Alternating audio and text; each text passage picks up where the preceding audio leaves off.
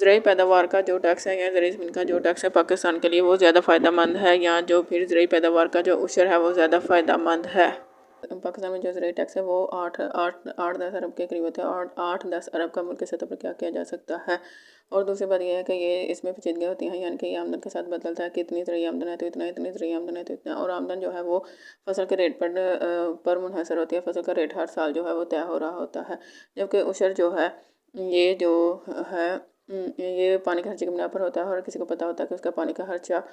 ہو رہا ہے یا نہیں ہو رہا۔ اور یہ تمام کاشتکاروں کے لیے، چاہے کوئی چھوٹا کاشتکار ہے یا کوئی بڑا کاشتکار ہے، عشر جو ہے پیداوار کے لحاظ سے ہے، اور یہ تمام کاشتکاروں کے لیے یکساں ہے۔ اس پالیسی میں یہ آسانی ہے۔ اور اگر یہ بات ہے کہ زرعی آمدن کا جو ہے یہ ٹیکس لے لیتے ہیں زرعی پیداوار کا عشر لینے کے بجائے، جو کہ 8-10 ارب کے قریب ہوتا ہے، تو 8-10 ارب لے کر آپ اس سے جو پاکستان میں جو غریب ہیں ان کی خوراک کی ضرورت کو بھی پورا نہیں کر سکتے۔ باقی اور کیا کیا جا سکتا ہے اس رقم سے؟ جبکہ زرعی پیداوار کا اگر عشر لیا جائے گا، اس کا ایک فائدہ تو یہ ہوگا کہ حکومت کو سستے کی صورت میں یا کسی اور صورت میں سینکڑوں ارب روپے کی جو سبسڈی ہے وہ ادا نہیں کرنی پڑے گی۔ غریب کا جو ہے پہلے سے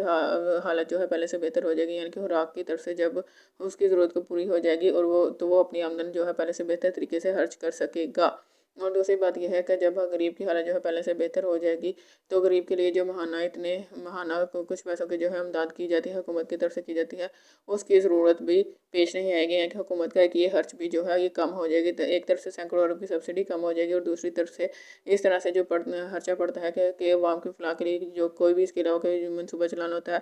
تو اس کا خرچ بھی جو ہے کم ہو جائے گا۔ اور جب غریب اپنا جو ہے پیسہ جو ہے خوراک کے علاوہ باقی چیزوں پر خرچ کرے گا، تو اسے مارکیٹ میں جو ہے گاہک بڑھے گا، جس سے کاروبار کو فائدہ ہوگا، روزگار بڑھے گا، اور جو ہے غربت کا لیول جو ہے پاکستان میں کم ہو جائے گا۔ پاکستان میں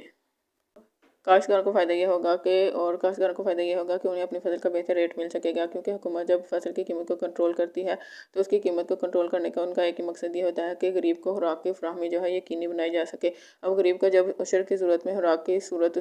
ضرورت اس کی پوری ہو جائے گی، تو اس بات کی پھر ضرورت نہیں رہتی۔